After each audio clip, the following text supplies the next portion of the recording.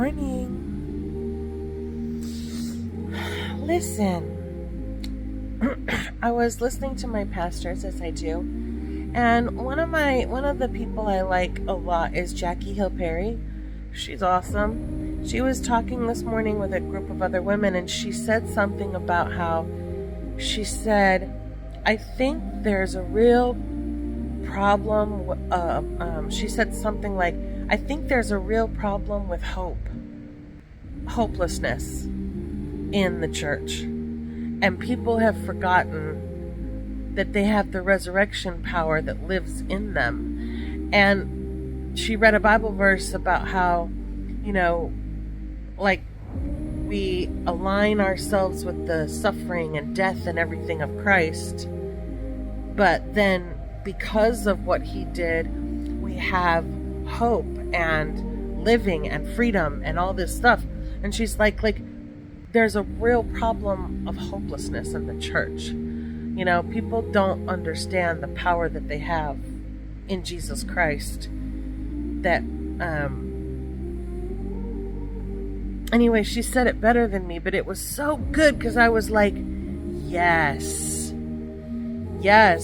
Like, we see the suffering, we expect to suffer, unless you're a name it and claim it, which is not, it's not biblically accurate, okay? But anyway, if you're a biblically sound person, there does feel sometimes like this hopelessness of power. It's like that you have the resurrection power living in you, but you don't live like you believe that and walk in that power and freedom and peace and to be able to trample every enemy. And I was like, oh man, that's good. Anyway, it was much better than how I said it. But remember, as a Christian and as a Christ follower and a child of God, you have the power that raised Jesus from the dead living in you.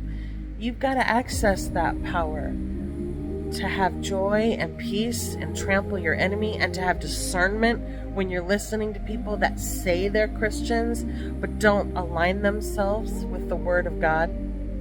They say they're Christians, but they take a bunch of stuff in the Bible out of context and twist it. You know who did that first? Yeah, Satan. Satan did that first. Something to think about. Anyway, I love you like a crazy person. Be good to one another, and don't forget you're one of the one another's. Don't forget to be good to yourself. I love you, and I mean it, Peanut. Mwah.